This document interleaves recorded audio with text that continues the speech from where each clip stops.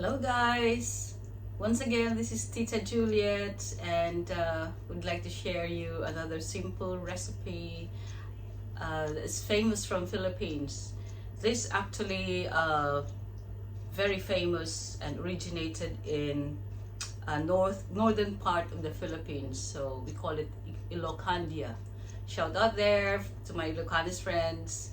And so we call this Pinakbet, or in short we call this Pinakbet.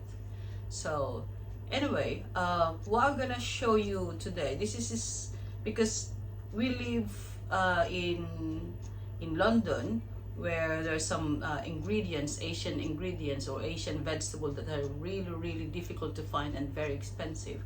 So the reason why I want to promote this video, because of course we miss Filipino food, especially Pinakbet, and sometimes because it's very expensive in some places abroad, and so sometimes we are discouraged buying Asian vegetables because they're really expensive, and we know the reason why, because they are imported, of course.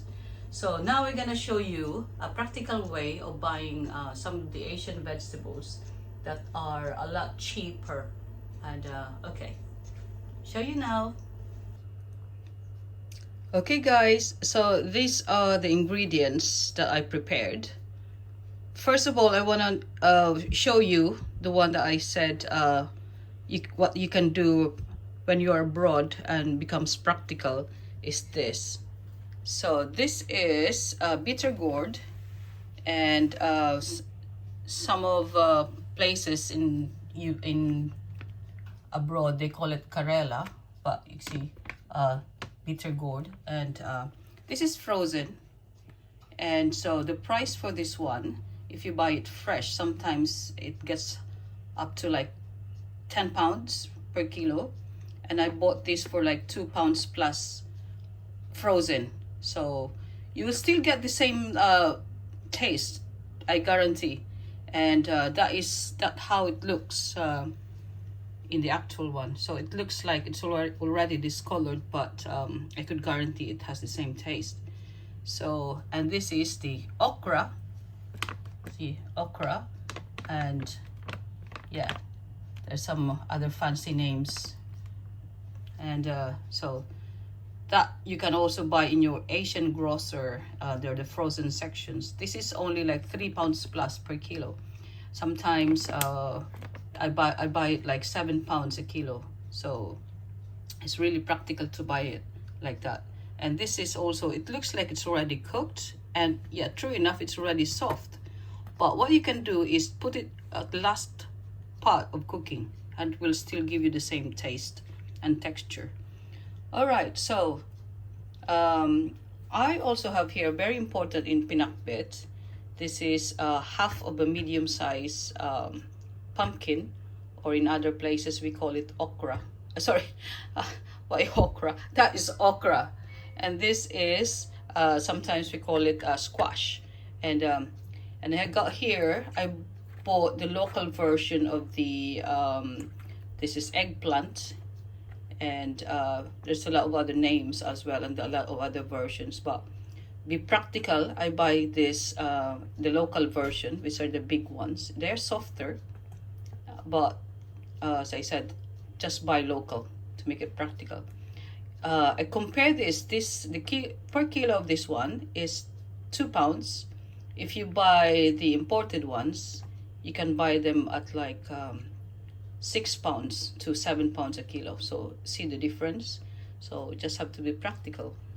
And now I also have here 4 cloves of garlic that I minced, and 2 medium-sized white onions. And this is the main ingredient of a Pinakbet or Pinakbet, the tiny shrimp that is fermented, or locally we call it bagoong alamang. And I discovered that it also enhances the flavor if I add more of the tiny shrimps. No, sorry, this is a baby shrimp. You can buy it from the Asian groceries. It looks like that. That's named like that. It's really nice, very nice aroma and flavor. And this is as well a very important process that I discovered based on the way I keep experimenting cooking. I don't saute the pork belly immediately. I caramelize it first, slow cook until it's tender, and then let it render on its own juice and have that caramelization. Sorry, so hard to pronounce. And we will use this later on. We will take that and put it back to our, this one, if you notice, there's some browning there. We will use that. This very, very tasty. It really will enhance the flavor of your whatever you saute using the pork belly. I always do that. And yeah, okay,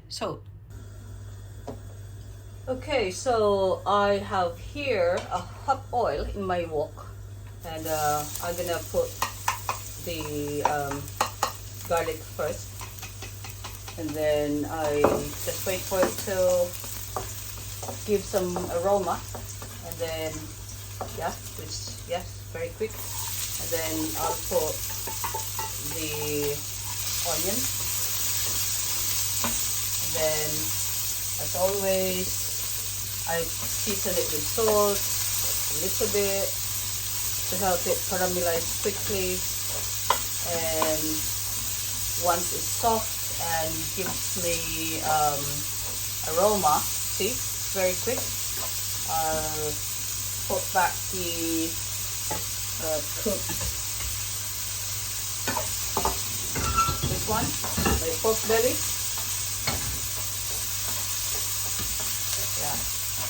Yeah, I can now put my pork belly. The skillet is heavy because it's cast iron. Now what I'm gonna do here is add hot water so I can skim off that caramelized pork belly. I'll put that later. Meanwhile, I'll continue to saute and then add my tiny shrimp. Yeah, so that's the tiny shrimp in, and I'm now gonna put the also another tiny shrimp, but the fermented one. Smells good. Right, now I can add, don't put a lot, just put a little bit, and then you can adjust it later. You don't want it too salty. You can adjust the taste at any time later, so just put it like that. And then here's my pot holder. Okay, I got here. Right, just continue to saute, and you can smell the fragrance of those tiny and baby shrimp. Wow, I'm feeling hungry already. In UK we call it I'm starving. Oh my goodness, starving. Now I can now put my pumpkin. As you can see, I got here chunky portion because I want some chunky bits of pumpkin later on, and I have here some tiny bit. So the reason for that is I want some of it when it's well cooked, and then it will become like a puree. I want it to mix with the sauce, so because you want that in your, you know, when we have it, the sauce has that pureed pumpkin. So you will see it later. Now, at this stage, I can put back. Let me just steam this off. Which one I can use? I think I can use this to steam off this one. I'm steaming off whatever is left.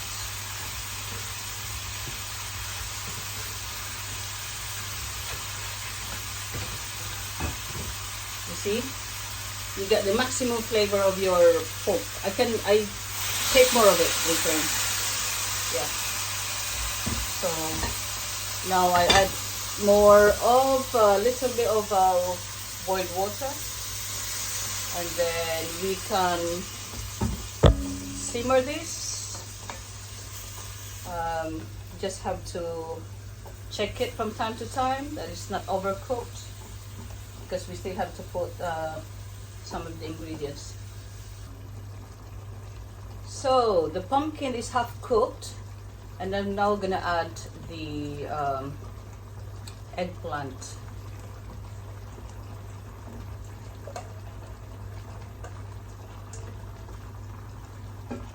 And all we have to do is mix it again. And it looks chunky at the moment, but it will, once it's soft, will not be that big anymore. You will see. But yeah. Okay, I'm just gonna mix it and cover it again and check it again after a few minutes. Okay guys, I can see that the pumpkin is now cooked, but I still got the whole pieces. And by the way, here in UK we call the eggplant as aubergine. Aubergine, so just different names sometimes. And now I'm gonna put the bitter gourd and the okra, or lady finger sometimes they call it. It looks like a finger of the lady. And so this is practically done, and all I have to do is mix. And yeah, see you later at the taste test time. Okay guys, this is taste test time, and I already have balanced the saltiness, so I'm happy with that one. First of all, I want to try the lady finger or the okra. You see, this is frozen, but you still see that crunch, I'm sure. See, you still crunch. Just put it at the very last part of your cooking. Really good. And the sauce, it's sweetened a bit because of the pumpkin. I want to try the Karela or the bitter gourd.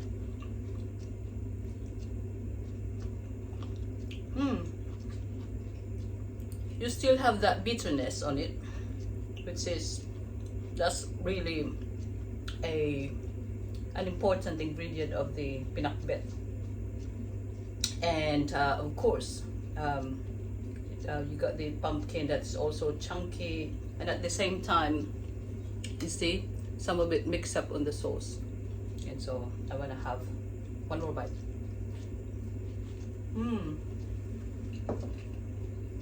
Very nice. I'm so happy with this one. I always cook this one home because it's healthy, of course, and we miss Filipino food.